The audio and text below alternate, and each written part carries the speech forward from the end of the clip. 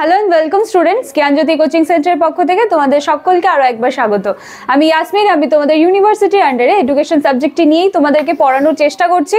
আশা করছি তোমরা আমার কাছ থেকে অল্প কিছু হলেও শিখতে পারছো। আচ্ছা, তোমাদের এবছরের সেকেন্ড সেমিস্টারে যে সমস্ত সিলেবাসগুলো তোমাদেরকে প্রোভাইড করা হয়েছে তার প্রত্যেকটি টপিক কিন্তু আমি একদম ডিটেইলসে তোমাদেরকে আলোচনা করিয়ে দিচ্ছি। আমাদের ইউনিট 1, ইউনিট 2 কিন্তু শেষ হয়ে গিয়েছে এবং ইউনিট 3 চলছে, এটাও ইতিমধ্যে শেষ হয়ে যাবে এবং আমরা এর পরবর্তীতে ইউনিট 4 এর দিকে এগোবো। তো এখনো তোমরা যারা কিন্তু আমাদের সাথে যুক্ত হতে পারোনি, আমাদের জ্ঞানজ্যোতি কোচিং সেন্টার অ্যাডমিশন নাওনি, আজকাল করছো, তারা কিন্তু মানে অনেকটাই লেট করে ফেলছো। আর যারা ভাবছো যে আমাদের সাথে যুক্ত হবে, দেখো তার জন্য কি করতে হবে। দেখো কর্নারে দুটো নাম্বার দেওয়া আছে, 6295916282 7076398606। ব্যাস, এই দুটো নাম্বারের মধ্যে যে কোনো একটি নাম্বারে কল করে তোমাদের যেই সাবজেক্টসগুলো আছে সেগুলো নিয়ে যত তাড়াতাড়ি সম্ভব আমাদের সাথে যুক্ত হয়ে যাও। কারণ তোমাদের মানে প্রত্যেকটি সাবজেক্ট যেগুলো আছে সবগুলোর কিন্তু অনলাইন ক্লাস আমাদের সেন্টারে স্টার্ট হয়ে গিয়েছে। সেজন্য আর যত দেরি করবে তোমাদেরই মানে তোমরাই আস্তে আস্তে কিন্তু পিছিয়ে পড়ছো। সেটা যত তাড়াতাড়ি সম্ভব আমাদের সাথে যুক্ত হয়ে যাও। এবং দেখো কোর্স ফি কিন্তু খুব সামান্য রাখা হয়েছে, 999 টাকা রাখা হয়েছে, 999, এবং কোর্স ডিউরেশন রয়েছে কিন্তু 6 মান্থসের। ঠিক আছে, চলো আর কথা না বাড়িয়ে এবার ডাইরেক্ট আজকে টপিকে চলে আসি। দেখো ইউনিট 3 চলছিল আমাদের। ইউনিট 3 এর আজকে পিয়াজেস থিওরি অফ কগনিটিভ ডেভেলপমেন্ট, এটা হচ্ছে আজকে আমাদের টপিক। এটা নিয়ে আমি আলোচনা করব। এটার কিন্তু 4টা স্তর আছে। ঠিক আছে, এটা 4টা স্তর আছে। আমি প্রতিদিন 2টা করে স্তর তোমাদের মধ্যে আলোচনা করিয়ে দেব, তোমাদেরও বুঝতে সুবিধা হবে। আজকে শুধু আমরা কি আলোচনা করব বলতো, এই যে পিয়াজে ওনার যে স্তরগুলো, ঠিক আছে, সেটা কিভাবে এলো বা ওনার একটুখানি পরিচিতি, এটা প্রথমে একটু আজকে আমরা আলোচনা করব এবং পরবর্তী ক্লাসে দুটা স্তর করে আমরা আলোচনা করব। ঠিক আছে, দেখো জ্যাঁ পিয়াজে যিনি ছিলেন উনি ছিলেন একজন সুইজারল্যান্ডের মনস্তত্ত্ববিদ এবং দার্শনিক। ঠিক আছে, উনারই এখানে থিওরিগুলো আমরা আজকে পড়ব। এবার তিনি একজন জীববিদ হিসাবে কিন্তু ওনার জীবনটা প্রথমে স্টার্ট করেছিলেন। অ্যাজ এ জীববিদ তিনি তার মানে কি বলবো কেরিয়ারটা স্টার্ট করেন এবং পরবর্তীতে তিনি একজন মনস্তত্ত্ববিদ এবং একজন দার্শনিক হয়ে যান। ঠিক আছে, তিনি মনোবিজ্ঞান নিয়ে কাজ করার চিন্তায় যত গভীরতর মনোনিবেশ করেছিলেন, ততই তিনি কিন্তু চিন্তন প্রক্রিয়াটা নিয়ে ততই কৌতূহলী হয়ে যাচ্ছিলেন। ঠিক আছে, এইভাবে তিনি চিন্তন প্রক্রিয়ার বিকাশের বিষয়ে কিন্তু তিনি চিন্তন প্রক্রিয়াটা নিয়ে যখন ভাবতে শুরু করেন, সেটা নিয়ে কিন্তু তিনি আরো অনুসন্ধিৎসু হয়ে পড়েন, যে মানে ওনার মনের মধ্যে নানান ধরনের প্রশ্ন জাগতে থাকে এই চিন্তন ব্যাপারটা নিয়ে। ঠিক আছে, এছাড়াও শিশুদের মধ্যে তিনি লক্ষ্য করেছিলেন যে তাদের পরিবেশে থাকা যে সমস্ত বস্তুসমূহ, ঠিক আছে, সেই বস্তুসমূহের প্রতি প্রতিক্রিয়া প্রদান করার কিন্তু বিশেষ ক্ষমতা এই শিশুদের মধ্যে রয়েছে।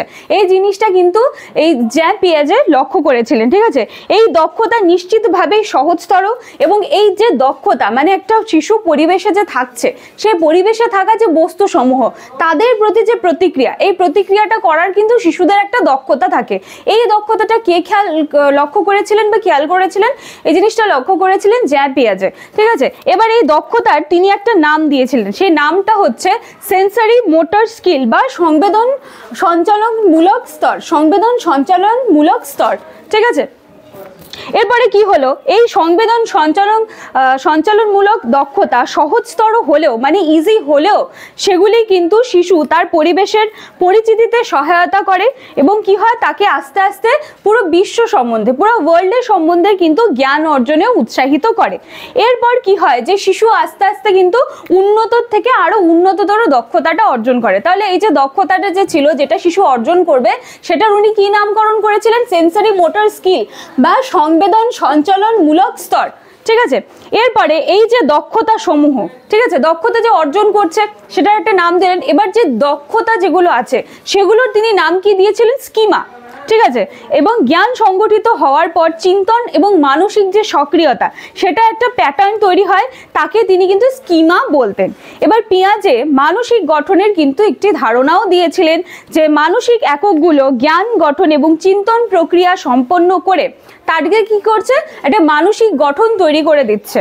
প্রকৃতপক্ষে মানসিক গঠন কিন্তু বুদ্ধির সেই ধরনেরই কাজ, মানুষের যে মানসিক গঠনটা হচ্ছে সেটা বুদ্ধির সেই ধরনেরই কাজ, যেগুলো হচ্ছে যে তথ্যগুলো আমরা গ্রহণ করছি সেগুলোর কিন্তু মানে একটি প্রক্রিয়াকরণ করে একটি জ্ঞান গঠন করছে।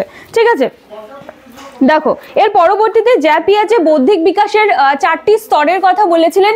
4টি স্তর আমি এখানে লিখে দিয়েছি। 1 নম্বর হচ্ছে সংবেদন সঞ্চালনমূলক স্তর, দ্বিতীয়ত প্রাক সক্রিয়তার স্তর, তৃতীয়ত মূর্ত সক্রিয়তার স্তর এবং 4 নম্বরে যৌক্তিক সক্রিয়তার স্তর।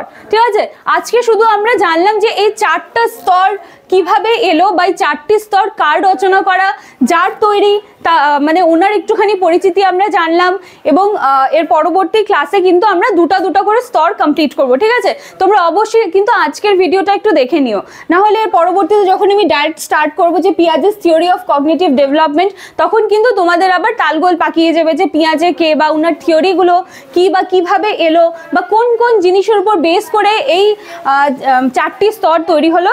সেজন্য আজকের ভিডিওটা একটু ভালো করে দেখে নেবে। মানে আজকে আমি জাস্ট ইন্ট্রোডাকশনটাই দিলাম, পরবর্তীকালে কিন্তু আমি দুটো করে স্তর তোমাদের কমপ্লিট করিয়ে দেবো। তো চলো ভিডিওটা ভালো করে দেখে নেবে। ক্লাসটি ভালো লাগলে লাইক, কমেন্ট, শেয়ার, সাবস্ক্রাইব করতে ভুলবে না আমাদের জ্ঞানজ্যোতি কোচিং সেন্টার নিউজ নিবা চ্যানেলকে। Thank you.